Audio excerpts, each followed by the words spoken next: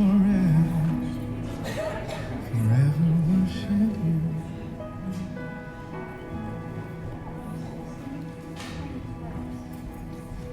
I can only imagine.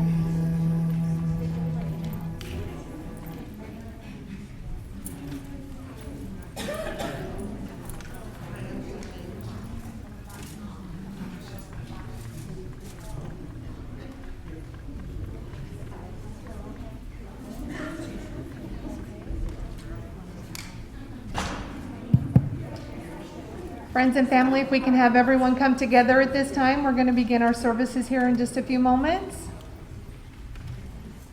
Please be reminded I have extra seating on both sides of the chapel to keep with the social distancing, to keep us all safe. Thank you. My name is Shelley. I'm the funeral director here, and thank you for being here with the Alesso family today. And if we could just be reminded to make sure our cell phones are turned down and things, not to disrupt our services today. Again, thank you so much for being here, and David's going to come forward now to do our services. Thank you.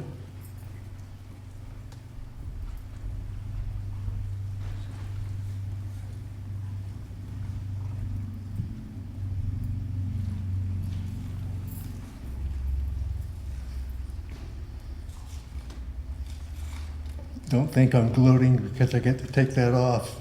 It'll be back on soon enough.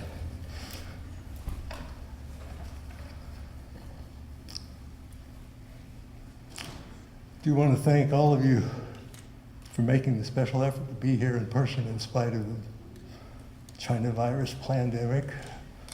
And for those of you who couldn't make it but are watching over the internet, thank you. Thank you for all being here to pay your respects to our dad, Ernie David Alesso, known to many as Pop, who went to be in the presence of his Lord and Savior, Jesus Christ, on October 1st, 2020, at age 90. As Christians, we believe God's word tells us that those who have committed their lives to Jesus and know him through trusting solely in the sacrifice of his body when he was crucified and rose from the dead, when we die physically, our spirits and souls continue living into eternity in heaven with him, with the Lord. That is the comfort that we know, that we take in knowing Pop is with God now and also reunited with Mom, who had the same faith Pop had. Let's pray real quick and thank God as we honor the life of Ernie, Dad, Pop.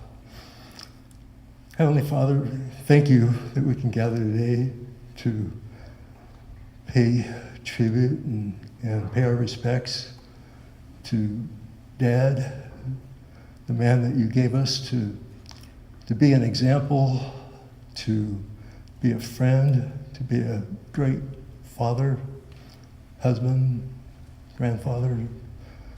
Thank you that he's no longer suffering. He's experiencing no more pain, no more sickness, and he's basking in your glory. We thank you for these things in Jesus' name. Amen. It'd be almost impossible to honor the memory and celebrate the 90-year life of such a great man as Dad in less than 90 minutes, but we're going to try to do the impossible. Due to the inability to properly disinfect a cordless microphone, one won't be passed around, but we're going to allow time for anybody who wants to come up here and use this microphone to talk about a memory that you may have of Dad to do so. Ernie was born on August 17, 1930 in Bakersfield, California, and passed from this life to glory in Los Osos, California, where he had been living with his beloved daughter, Judy, for over 4 years. Ernie's father, John Alesso, immigrated from Italy in 1912. It's probably a good thing he wasn't English, because he might have been on the Titanic and we wouldn't have all been here if that was the case. Grandpa Alesso died nearly 2 years before I was born. I've been told that by many people that he was a great, awesome man whom everybody loved, and that Pop took after him in many ways. Grandpa met and married Dad's mother, Hazel Anderson, in Tehachapi, California, over 100 years ago. And they had 5 children. Victoria, who died at about age 2, so none of her siblings knew her. Isabel, Virgil, Johnny, and Ernie. As my cousin John said, sadly, Pop was the last of his generation of great Alessos. Dad was such a lover of his family that he wanted to replace the gravestone of his sister Victoria, whom he never knew in person, because where she was buried in the cemetery in Tehachapi, the gravestone only had the native, John Alesso with an I inscribed on it. And Pop wanted to make sure she had a proper gravestone with her name and something more written on it to remember her by. With the help of my wife Eileen, Dad got his long-term wish fulfilled about 6 years ago. And when we went to visit Victoria's gravesite, Pop got down on his hands and knees and kissed the new gravestone of his sister. She was that special to him. Dad often talked about the fond memories he had with his older brothers and the things he used to do with Virgil and Johnny. One story he told several times is about when they were all teenagers. Virgil and Johnny bought a car that had been wrecked when it went off the road and down a steep embankment a couple of 100 yards up near Lake Isabella. Uncle Virgil, Uncle Johnny, and Pop worked all day taking the engine, transmission, and differential out of the car, then used ropes attached to a winch at the top of the embankment to pull each part up the drivetrain, parts of the drivetrain up the road one by one, loaded them in their pickup, then left the useless car there. I remember the numerous times Dad would drive us down to the LA area and later to Huntington Beach and visit with Aunt Isabel, who was a single mom struggling to raise 2 daughters, and Pop would help her as much as he could financially and with moral support, even helping raise our cousins. Gail spent 2 summers with us in the early 70s, and Pop was honored to be the substitute dad by being asked to give Margaret away at her wedding. I also remember when Grandma Alesso used to live here in Bakersfield, and we would go visit her. Pop was her only child living here in town, and he wanted to make sure she wasn't lonely, so we would go to her house almost every Sunday night. Until I got into double digits in age, I don't remember participating in many conversations, so Dad and Mom were the ones keeping her company more so than us kids. But I remember watching a lot of Lawrence Welk and Ed Sullivan on her TV, which seemed to only have one channel. If you're not over 50, you're probably wondering, who the heck are they? As a child, Ernie attended Panama School. As a preteen, he caught encephalitis, also known as sleeping sickness, and valley fever, one right after the other, and missed 3 years of school. But to convey how tough and determined he was, Pop worked hard, recovered, and made up 2 of those 3 years long before distance learning ever came around. So he only graduated from Kern County High School, which is now Bakersfield High School, 1 year later than he otherwise would have in 1949. He had met the love of his life, Faye Reynolds, when she was 13 and he was 16. And in January of 1951, he and Faye married. They enjoyed 62 years of marriage. It's almost unheard of these days. And their endless love blessed them with 3 children. David, that's me, I got his middle name. My wife Eileen, Mike, my brother, his wife Lynn, and Judy, our sister. And I want to give a special heartfelt thanks on behalf of my brother Mike and the rest of the family to our sister Judy, with whom Pop lived for over 7 years total, almost since Mom went to be with Jesus over 7.5 years ago. Judy was Pop's primary caregiver, and as she was Mom's. And he couldn't have been given better care by anyone than Judy lovingly gave him. Dad and Mom had a lot of difficulties having children because something about their RH factor was off, and the technology wasn't available to correct it in the mid to late 50s when Mike and I were born. They had 2 heartbreaking miscarriages before I was born, breech, so I came out winning the world. They had another miscarriage between me and Mike. And when Mike was born, cesarean, Mom lost a lot of blood, and Mike weighed 6 pounds, 4 ounces, but caught pneumonia, got down to 4 pounds, 6 ounces, which was dangerously low in 1959, and was in an incubator for quite some time before Dad and Mom were finally able to bring him home a month after his birth. When Dad and Mom discussed trying to have a daughter with Mom's OBGYN, he told them if they tried to have another child, either Mom, the baby, or both would die. So they might want to think about adopting a baby girl. Dad and Mom started the adoption process, and if it weren't for Mom catching mumps, they would have adopted a little girl in 1963. But that wasn't God's plan for our family. They put off the adoption process for about a year, and in May of 1964, we brought home a beautiful baby girl, Judith Faye, from the adoption agency. Parents don't get to choose the children who are born to them, as Mike and I were. They're stuck with us. But Judy was chosen and special to them, and they always let her know that. In fact, whenever Mike and I would tell Pop that he spoiled Judy, he would say, "She's not spoiled, she's much appreciated." That was his sense of humor.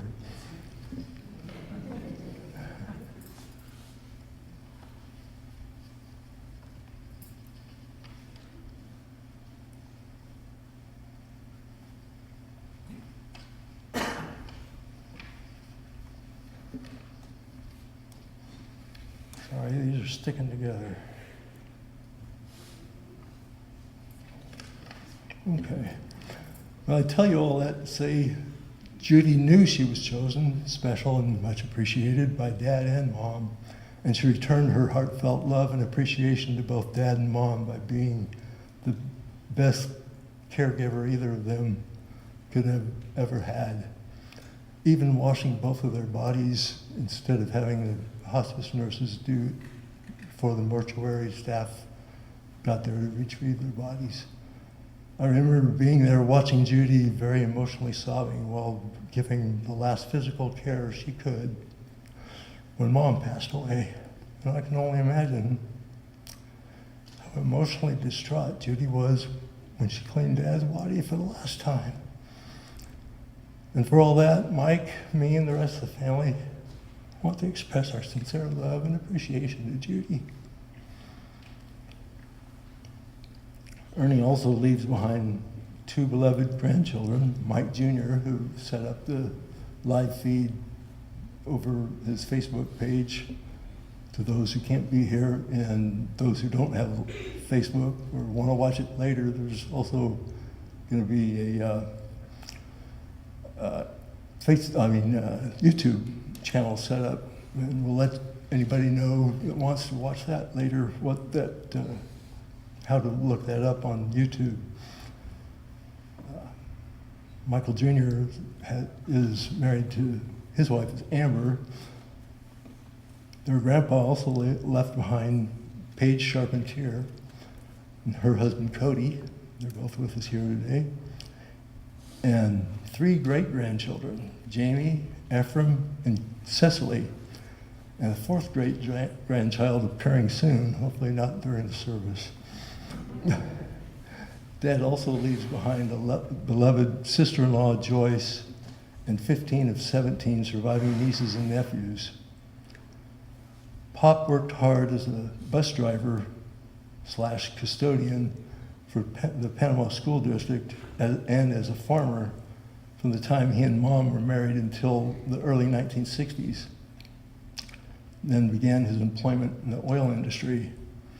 He worked for B.J. Hughes, where he was on 24-hour call and was often even called to work on the 2 days off that he had after working 10 days straight. Since working so many hours was taking so much time away from his family, Dad sought other employment that would enable him to be with us more.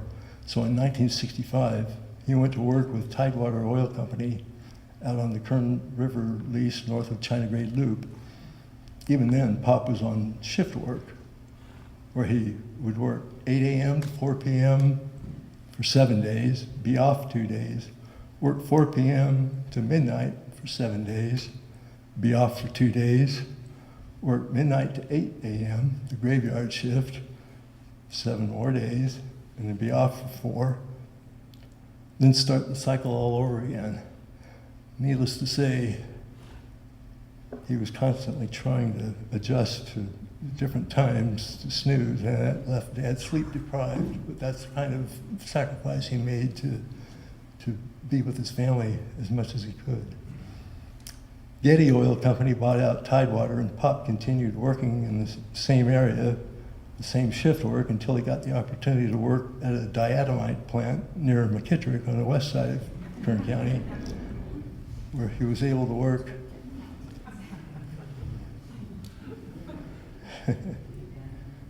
right. He was able to work just the day shift. He didn't have to work nights and graveyards anymore. The commute was long, but not having to work nights and graveyards was worth it to him and to us.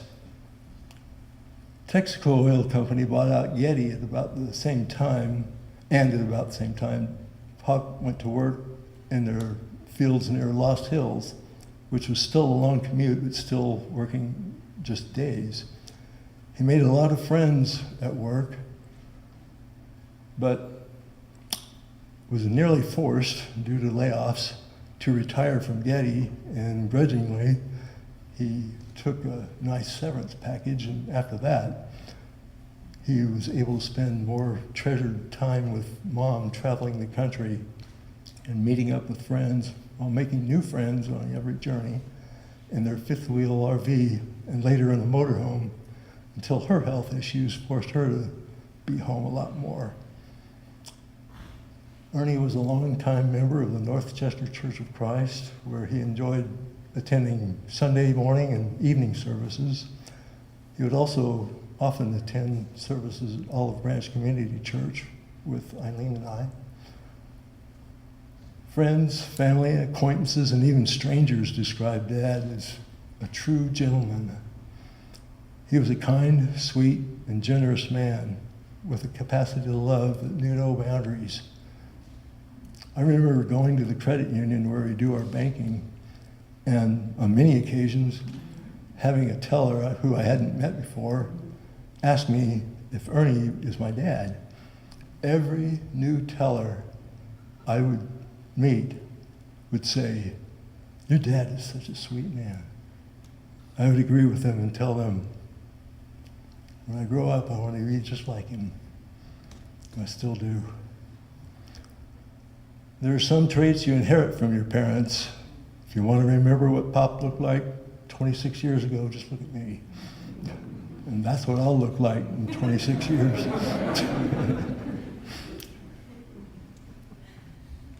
People told me there's no denying that I'm Dad's son, and they told him the same thing. Pop inherited tremors in his hands from his pop, even though Grandpa was never diagnosed with them. They just figured that's what he had. To give you an example of our dad's sense of humor, When he was actually diagnosed by a neurologist, he was told that he had essential tremors. I heard Pop say on many occasions, oftentimes in times of frustration with uncontrollable shaking, I don't say anything essential about them. I inherited the genes that caused the tremors from Dad, but I never blamed him for it, even though he blamed himself. I would tell Pop, they weren't something you had any control over, but I agreed with him about them not being essential. You almost can't talk about Dad without talking about Mom. They were nearly inseparable. Pop was such a devoted, loving husband to Mom that I remember Judy saying after Mom could barely walk due to problems with her knees, and Pop doing so many things for her that she couldn't do any longer for herself, that Mom became Dad's hands and Dad became Mom's feet. Dad was a blessing to not only family and friends, but to numerous strangers that he saw needed help. Whether it was a stranger in need of money, a meal, a ride, a friendly smile, or if it was a stranded motorist that would benefit from his vast automotive knowledge, Pop never hesitated to stop and help in any way he could, even when we thought it might not be safe.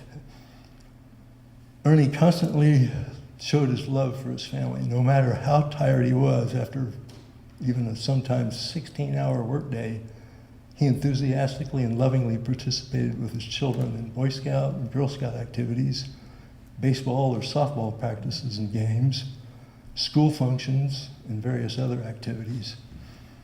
I remember Dad taking me, Mike, or both of us to work with him when he worked nights and sometimes graveyards for Tidewater Getty, an oil well steam injection plant at their Kern River lease. I don't recall much about our conversations, but being able to spend that extra time with him was special. He thought, well, if he couldn't be home with us, he'd take us with him. So we really appreciate that about him. Pop would make great sacrifices to spend time with us. Frequently, if there was a Boy Scout or Girl Scout function or a whole family activity in which he wanted to participate, he quite often would trade shifts with a co-worker and work their 8-hour shift and his as well in order to be with us. Dad and Mom would save their money all year long and take us on vacations. One year we traveled to the Grand Tetons and Yellowstone National Park in Wyoming. I was about 12 or 13 and got to help them plan the trip. This is back in the old school days, way before the internet, travel apps, and GPS, when we actually had paper maps. We had a map of the United States, and as I was helping them plan the vacation, I told our parents, it's only an inch from Yellowstone to Mount Rushmore, and from there to the Grand Canyon, it's only 2.5 inches. Pop said, David, we need to get you a bigger map. But we went to all 3 places anyway and had a great time with lots of fond memories, and we wouldn't have had it if Dad and Mom wouldn't have wanted to spend quality time with us as kids. We also planned a trip a couple of years later back to the Grand Canyon, where while Mom and Judy stayed at the campsite at the South Rim, Dad, Mike, and I hiked to the bottom with full packs and a sleeping bag and sleeping bags, spent the night sleeping in bunk beds at a motel across the Colorado River where Pop had made prior reservations, then hiking out the next day back out. Very memorable. Pop loved spending time with us, and the next year we planned to hike up Mount Whitney. Unfortunately, Mike got an ear infection just before we went there, so he was unable to make the hike with us, but he, Mom, and Judy stayed in a campground near the trailhead. As you can tell, Dad made a lot of fond memories for me and the rest of the family. Pop also took us camping several times to Yosemite and often to Huntington Lake and Morro Bay. Dad loved the beauty of God's creation and wanted to share that love with us, and we learned that appreciation from him. God also, God's creation became special to all of us because of Dad's influence on us. Ernie also loved animals, and as a testament to his kind and gentle manner, animals loved him. You can tell by the picture there. In fact, at different times, he had 3 little people. He wouldn't let us call them dogs, that he spoiled so much. They all lived an average of 16 years and had them wrapped around their little paws. I mean fingers. He spoiled them almost as much as he spoiled Judy, but as with Judy, he would say, he or she, depending on the little person, is not spoiled, just much appreciated. And they much appreciated him back. Dad used to take Peanuts, his first little person, to work with him at the time when he was working at the steam injection plant.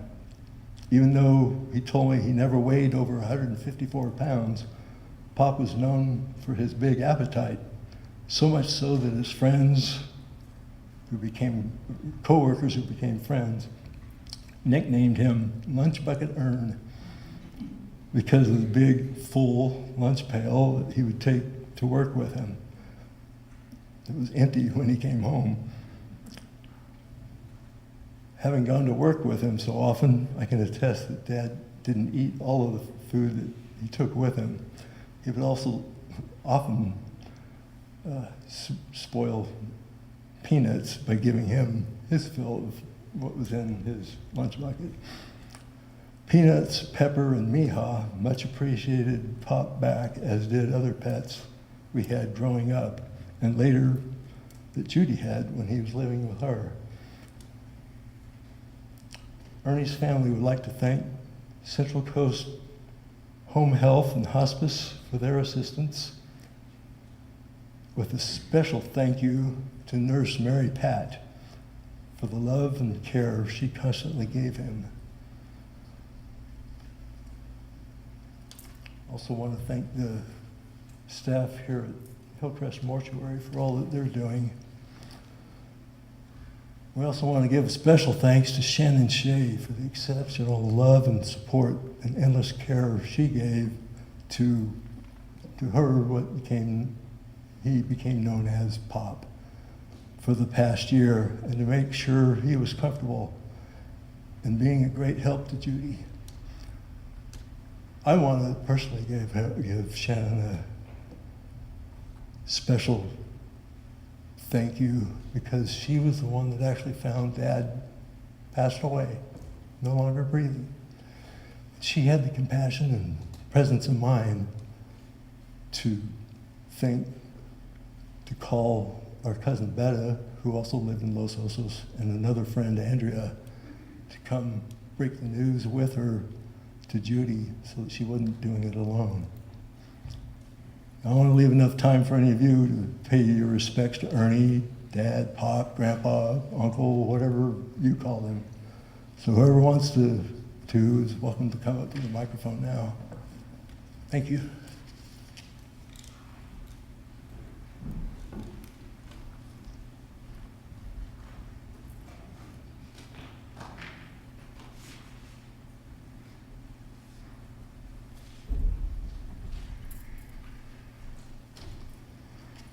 I too want to thank everybody for coming and showing respect for Pop. Dave pretty much covered a lot of it, so I took all my lines. But like you said, Pop worked 2 jobs for a lot of time while we're small to help pay for our trips and our baseball and scouting, and A lot of times we didn't see him awake for days at a time because he was working 16-hour days or more. And like Dave said, we always knew that we were mom and dad's priority. Everything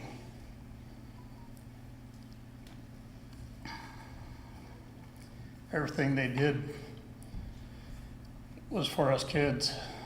And I remember I was on a hunting trip at Tawn Ranch, and one of my old school teachers had become a guide there, and I saw him there, introduced myself, and first thing he said was, "Your mother and father cared so much and did so much for you kids. They were amazing people." I agree. We're so blessed to have them as our parents. And I got to tell one kind of funny story about Pop having wrestling an elephant. So we were at San Diego Zoo, and we were feeding peanuts to the elephants. And the elephant dropped some peanuts. Judy leaned over, and there was a short fence, chain link fence, and she leaned over to pick up some of the peanuts. And the elephant started reaching his trunk toward her head. Her hair was stuck in the fence. So. And so they was trying to get her hair out of the fence. I had set my coat over the fence over here, trying to help get her hair out of the fence. Pop's trying to get the hair out of the fence, and here's this elephant reaching for her head. Pop's jumping up and down, beating on that elephant's trunk. And they grabbed a hold of it and picked him up off the ground. I mean, it was crazy. You know. And so finally, the elephant reached over and grabbed my coat off the fence, put it on the ground, ripped the sleeve off of it, and ate it. That's his elephant wrestling story. But that's pretty much all I got. But thank you all so much for being here.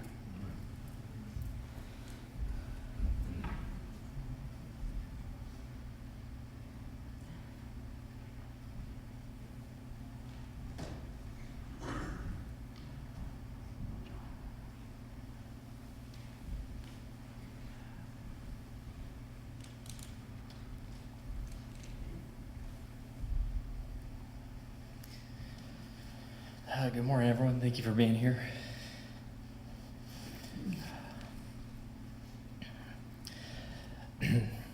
My name is Michael Alesso, and I am Ernie's grandson. As my very blessed and very, very much expecting sister knows, Sister Paige is aware, I was the only grandkid for quite a while. As Ernie and Faye would say, and you've heard before, I was appreciated.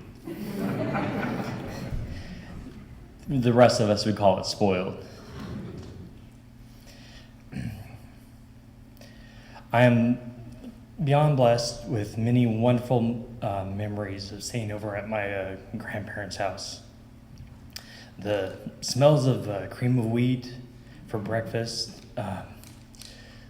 the joy of being given a bubble bath, and the smell of Mr. Bubbles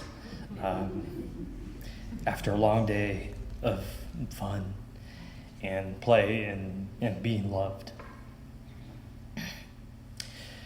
And this is the hard card. Sorry about that.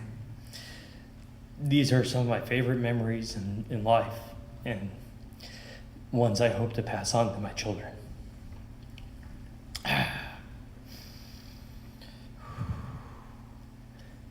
Often, Grandma and Grandpa would stop by our house. As a kid, it seemed like every single weekend.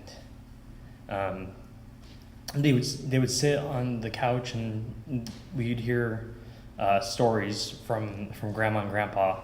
And if you know anything about Ernie, if you know anything about my grandpa, you know that when he told a story, you didn't need to fill in any details.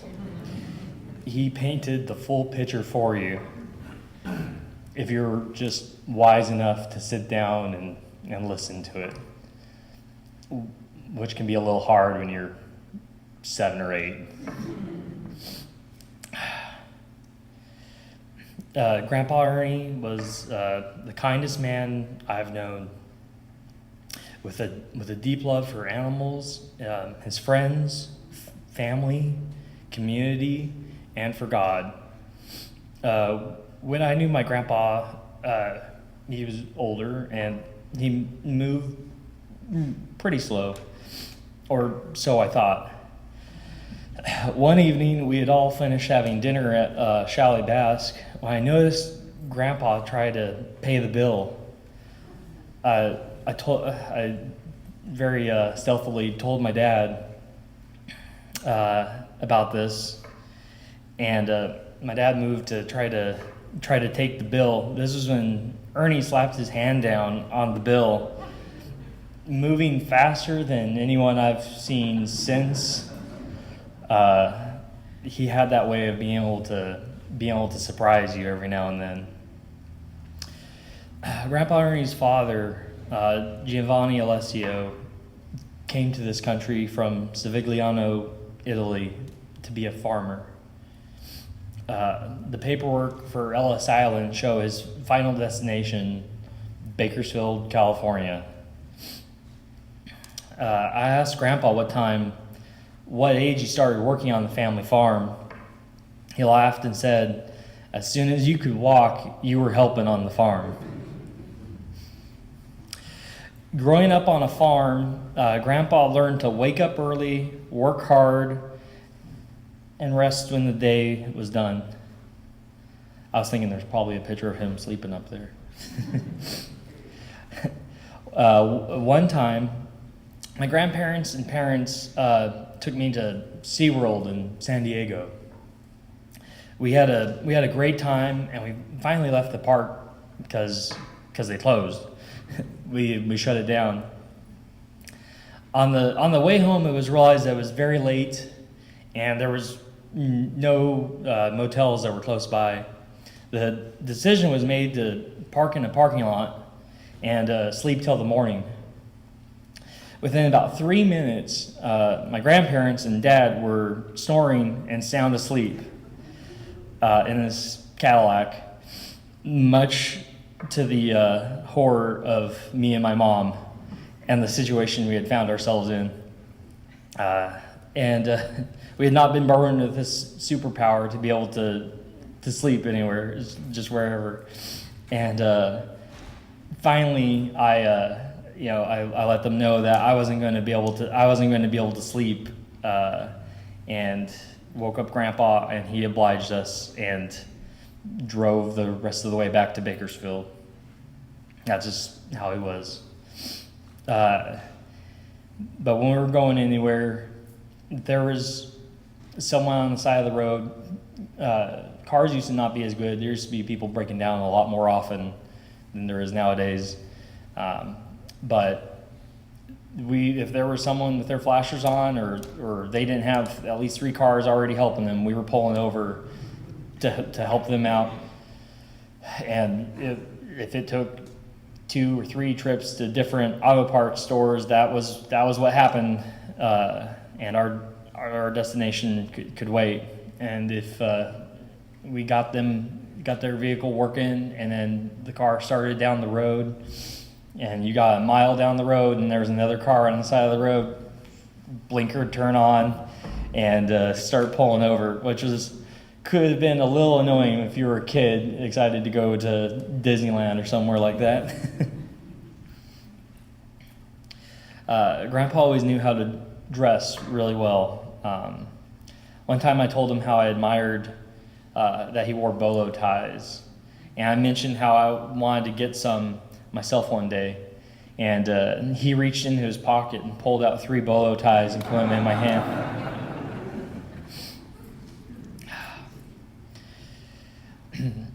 I am beyond honored and blessed to have Ernie as my grandfather. I look forward to seeing him again in heaven one day. Thank you all.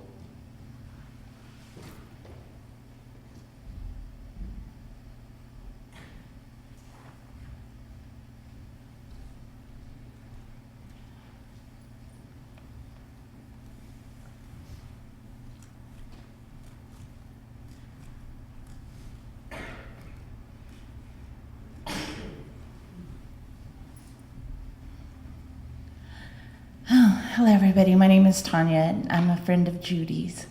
And I was thinking, gosh, how long have I known Judy? And over 30 years. It doesn't seem possible. But I was messaging with David yesterday, and gushing about Ernie because he's just. I said, sometimes when people pass and you're offering someone condolences, sometimes honestly you just have to struggle to find the words to say. And with Pop, the struggle is trying to narrow down the things to say. I think the phrase that I came up with was, he possessed virtues that kids nowadays are just not even going to know existed. Just the kindness and integrity. I remember meeting Faye and Ernie for the first time. I had not the family that Judy had, and there was quite a few times in my young adulthood where Judy offered me a place to live. And so I kind of not that I would ever have been viewed a tag along by anybody in the family, but I ended up at a lot of family gatherings, and Faye and Ernie were my first example of parents that accepted and loved their child just the way that she was, period. No exceptions, so much love, so much acceptance, and it was just, I was just kind of, awestruck by it. And I don't know, there's, 30, almost 35 years ago, you can't say enough about that. And everybody's talking about how he would stop and help motorists. Having lived in Bakersfield my whole life, I can think of 2 times where I'm just driving down the road and I see Pop on the side of the road helping somebody. So I'm like, well, I should turn around and see if it's him or if he needs help, and I would go back around and just be like, oh, no, a flat tire. Well, do you need anything? No, I'm fine, but 2 times, and that's, so who's to know how many times it actually happened. He just, he was one of those guys that when you walked into a room, he stood up, period, and I remember when it was extremely hard for him to stand up and walking into a room and being like, don't stand up, Pop, and even if you said, don't stand up, Pop, he's still gonna stand up because a lady entered the room, and that's just not something you see nowadays. And he didn't do it because it's what you're supposed to do. He did it because that's what he did. And he loved and respected, and I don't know. I can't say enough, but I wanted to get up here, before a lot of people got up here, because I know everybody's just gonna go on and on about how kind and wonderful and loving. And I disagree with the word spoiled for what they did for Judy, because to me, when I think of somebody that's spoiled, I think of somebody that gets things and doesn't appreciate it. And I don't think I've ever known anybody that loved their parents more than Judy does. And would have done anything, for her to take care of them like she did is, I know, not a surprise to anybody. Definitely not any of her friends. But what a man what a man, and not a macho man, you know. He displayed all the characteristics of a real man and family man, you know, working, providing, loving, kind, just all those great words that you could ever think of. And your parents loved you, you know, loved you the same way you loved them, Judy, and both the boys. And just, you know, if you think of what a family should be, it's the Alesso family. And I just want to offer my condolences, and I know you know how blessed you were with your parents, and I know that you're going to miss them.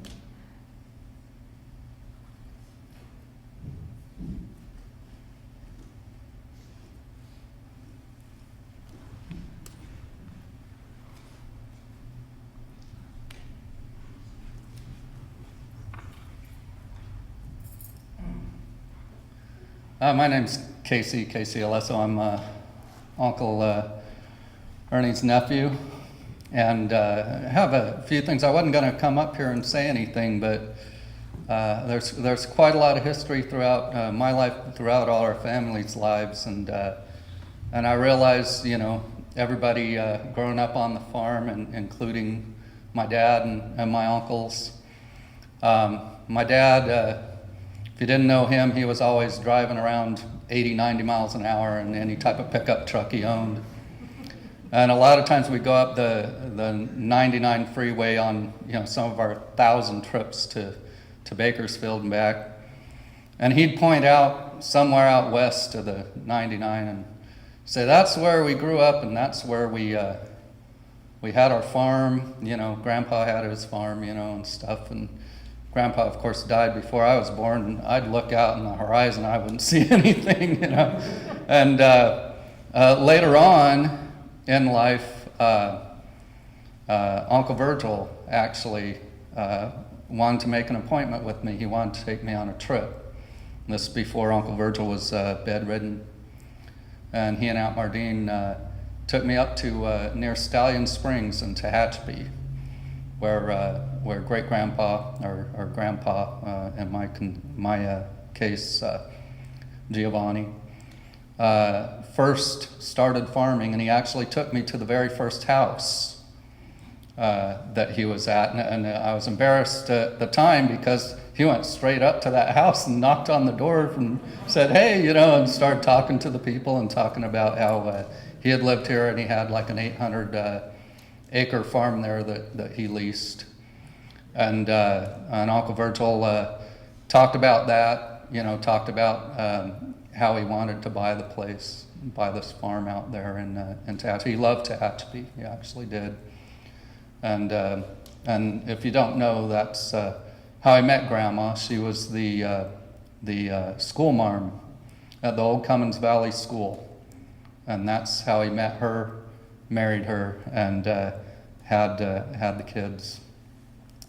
So he talked about that and how he was prepared to buy the place.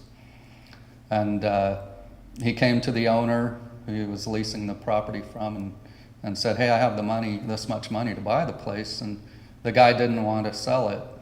And that's how he came to be down in Bakersfield.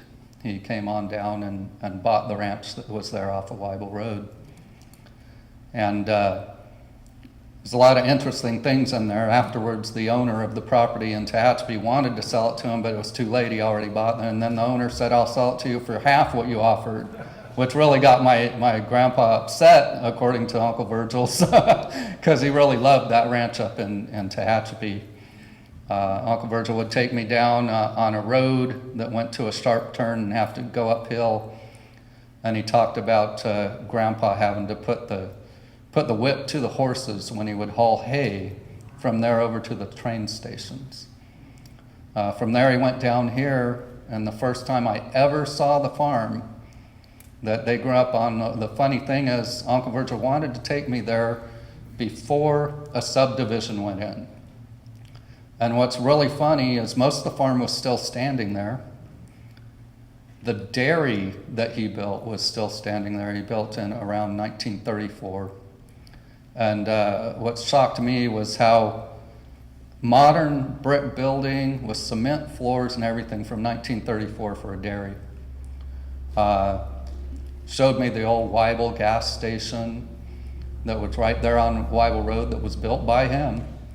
And so that took me back to a history of what my dad saw, my uncle saw, and what they worked on, and both my Uncle Virgil and my Uncle Ernie, what they worked on growing up through life, and showed me why they were such industrious men. And they were. They have a lot to do with the history of not just Bakersfield, but even down in Antelope Valley with my dad and my uncle. They're always hard workers, and always had a good moral background to them. Wonderful men that I look up to all the time today. Wish they were still in their youth today. There's so much wisdom that I could draw from each and every one of them. I remember being here for Aunt Faye's funeral. And nowadays, we get, even at my age, I start worrying about retirement and investments, and there's all these investors, or investment firms. You have Berkshire Hathaway and Merrill Lynch and the like.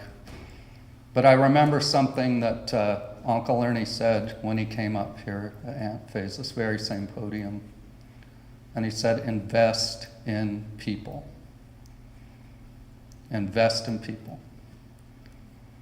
That's why he was stopping on the road to help people out. That's why my dad did the same thing.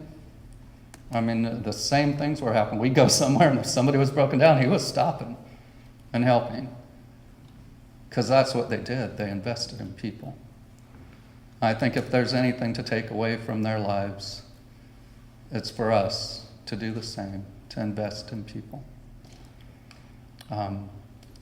That's about all I have to say. Or like I say, I wasn't going to say anything, but I felt it was worth it to show a little bit of background.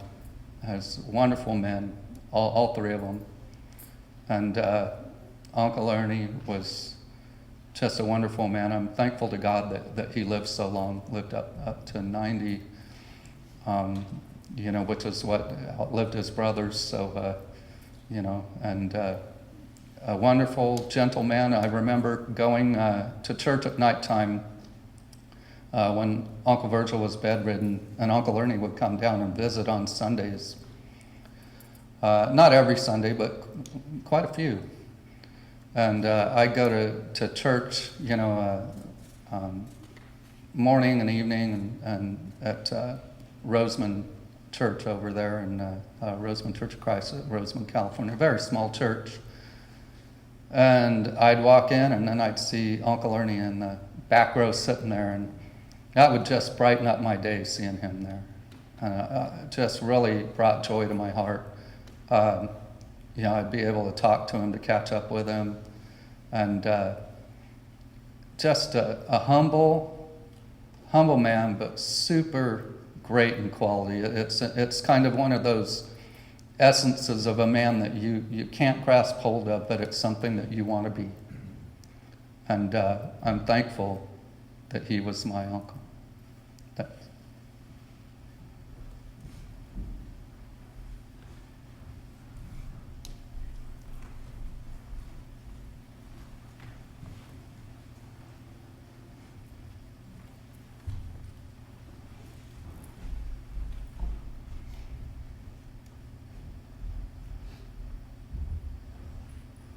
I was like, please don't trip up these stairs. Hi, I'm Shannon, and I feel like I was blessed to take care of your father. I only got to know him for the last 2 years, and the three of you are so fortunate. I didn't get to meet your mom, which I feel sad about, but the three of you are so fortunate to have the parents that you have. The love that your father gave me, just when I would sit and talk with him or, help him out with things, was like 100 times more than I've ever gotten from my own parents. And I understand Judy because she was picked. You guys were picked before you were born, but she was picked. And so she wants to give that love back, and she's given it back 100 times over. And you're so fortunate, and I'm so, so jealous, but just full of love for your father. You know, I would pull his sheets up on him to tuck him in. He was always cold. Always cold. I want to open the windows and get some fresh air in there, and he's cold. So I'm pulling up covers, and he's grabbing my arms and kissing me, and, you know, just telling me he loves me. And, you know, I would joke with him every night when I'd say goodnight to him. I'm like, okay, I'm going to wake you up really early so we can go for that jog. And he's like, okay, maybe the next day. And, you know, my kids, when they first came up, you know, I thought, I'm going to be blunt because that's who I am. These are young teenage adult kids, whatever the heck they are. And I thought, well, you're going to stay in that other room. There's going to be this guy in this room, and it might be weird, but that's where you're staying. And my kids fell in love with Pops within 2 minutes of meeting him. And, you know, my son was supposed to go somewhere, and 5 minutes into meeting him, he's pulling a chair up and sitting next to Pops and just talking to him. And my daughter, if I didn't watch her, she would have had Pops out of the bed and taking him for walks. So we had to be really careful about that with my daughter. But I just want to thank your family for allowing me to get to know him and love him and have him in my heart, because he's always there. And, you know, I tell Judy all the time, you know, your dad is like booking it up there. Probably like, you know, someone said, Faye's waiting at the, you know, gates. And I could just totally see them. They're healthy and happy and totally stoked to just see each other. So, you know, the hardest part about death is for us. We're still here and we're missing them. But your parents are so happy now. And so are the dogs, you know, which some of that will be our secret, you know. So thank you and your family so much for allowing me to be a part of your father's life.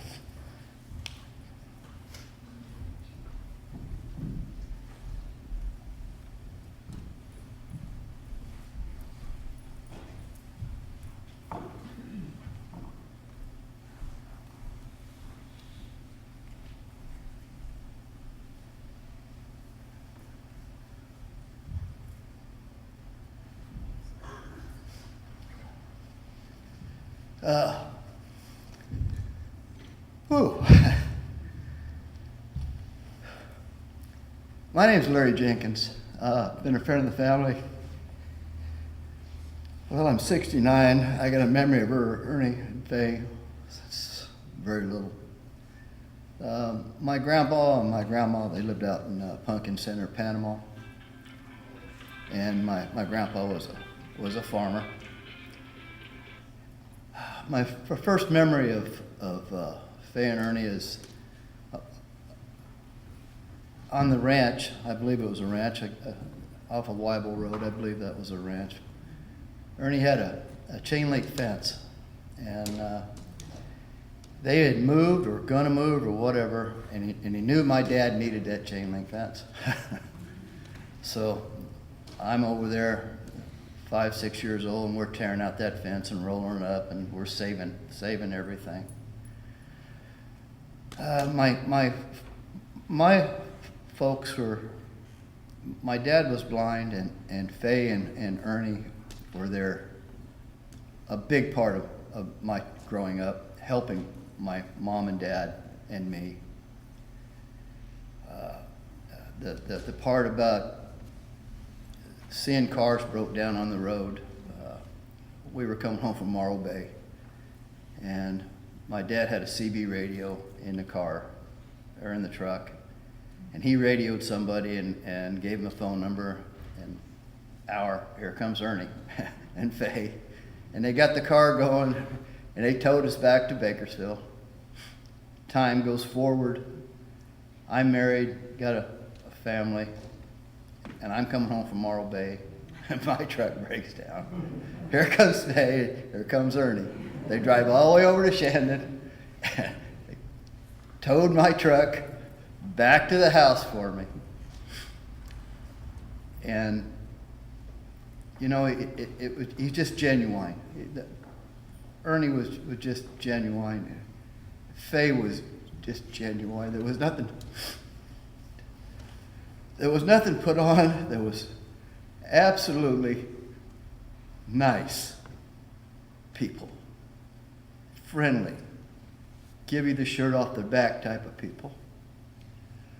I didn't know David very well.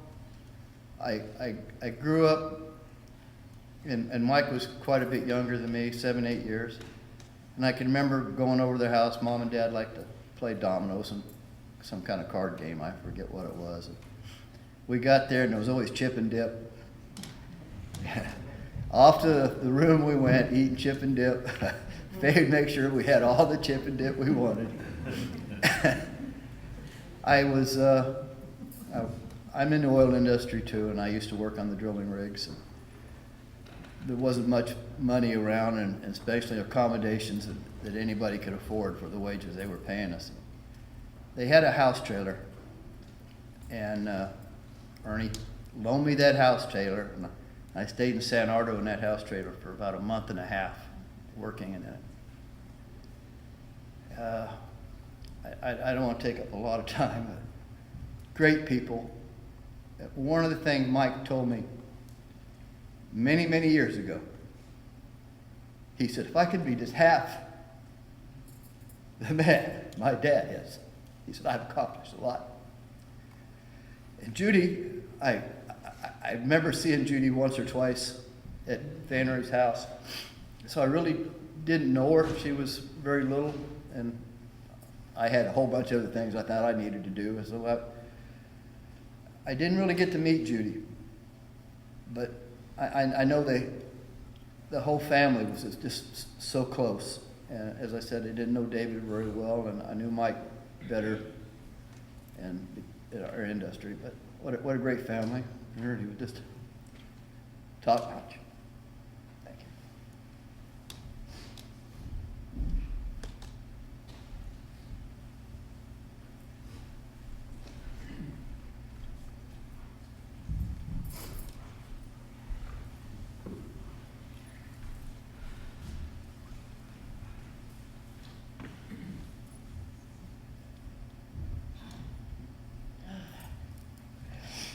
I didn't know if I was going to do this or not either, so.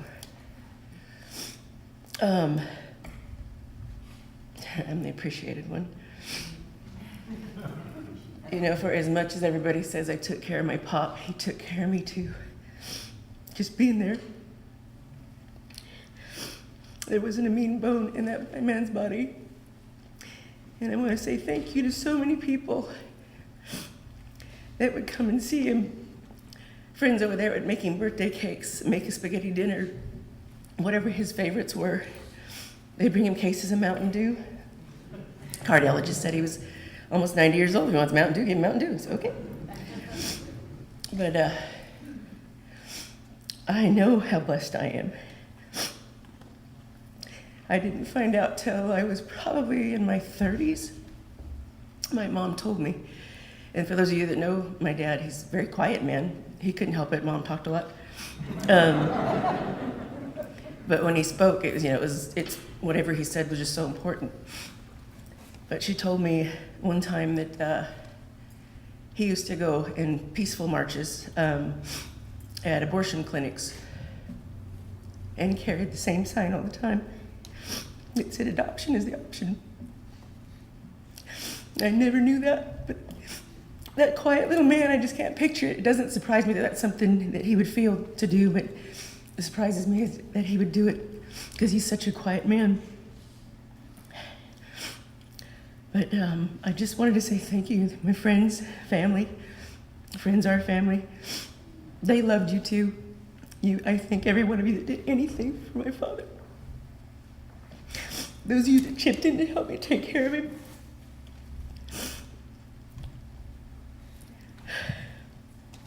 That was the hardest thing I will ever do in my life, taking care of my parents. But it is also the most important thing I will ever do. And I'm honored to have been able to do it. But it would have been really hard without so many friends and family as support for all these years. Tina, you opened up your house so that he could stay in Bakersfield and live with us because he couldn't live on his own anymore. You know, Susie, you had him over to your house for holidays when I was sick or something. You'd have him over to the house with the boys at Thanksgiving, Easter, you name it. I mean, so many of you did so much for him, and I just wanted to say thank you from the family and I for taking care of my father and loving him like you did, although it's so easy.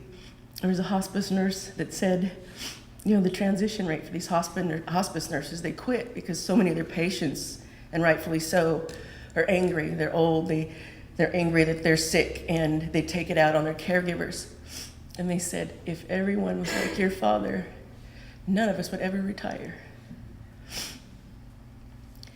And I saw it. He'd say thank you even after you just frozen because he hated having the covers taken off. It's like, will you pull them back up? And I'm like, well, I can't change it like that, but I will. You know, and he just, so cold, and I'm in my 50s, so I'm hot. I'm just burning up, you know, so it just wasn't, but he was always just so cold. But I just wanted to say thank you. It's something that needed to be said to all of those that reached out, to my brothers, to myself, to any of it. It was so hard for him when Mama left. You know, he had good days and bad days with dementia. But he never, ever forgot my mom, ever. He never forgot who she was. And I'm happy they're reunited. They waited long enough. And I think he stuck around a long time for me. Make sure his little girl was okay. But thank you for being here, and thank you for loving my dad.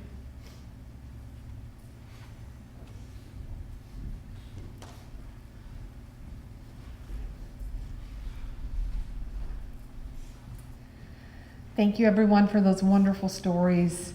At this time, we are concluding our chapel service. I'd like to invite you to join us at our committal service, which is located in Garden of Memories, which is actually located right behind the chapel here. You can walk. It is a little bit steep, so I suggest maybe we just drive over together. But at this time, if we could, we're going to be dismissing row by row, so we can go ahead and head over to our committal service. And thank you so much for being here today for the family.